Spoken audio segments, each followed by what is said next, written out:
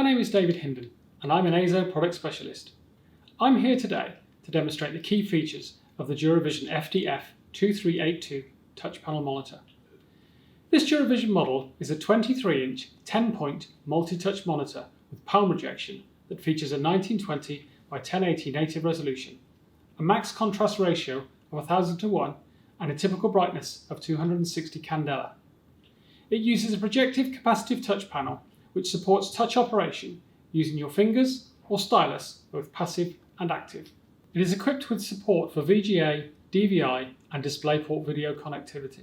The frameless design provides ease of touch at the edges of the screen, in addition to the ability to quickly and easily wipe down the surface during cleaning. The screen surface has a hardness rating of 5H, meaning the surface is insensitive to scratches and guaranteed for up to 50 million touch impressions. The monitor possesses a 10-bit lookup table, providing more precise colour gradations and more accurate colour representation.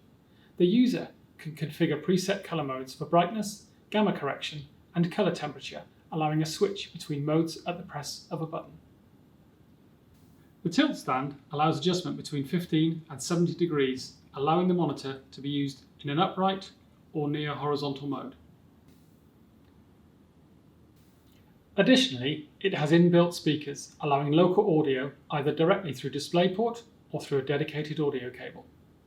The DuraVision FDF2382 consumes only 0.7 watts in standby mode or can be turned off completely using the rear-mounted rocker switch to consume no power at all. As stated, the DuraVision FDF2382 is equipped with 10-point multi-touch capability, ensuring that functions such as pinch and zoom and drag and drop are easily performed. In addition, palm rejection technology ensures that the touch panel does not react to the user's palm or wrist when in contact with the screen while still performing touch functions.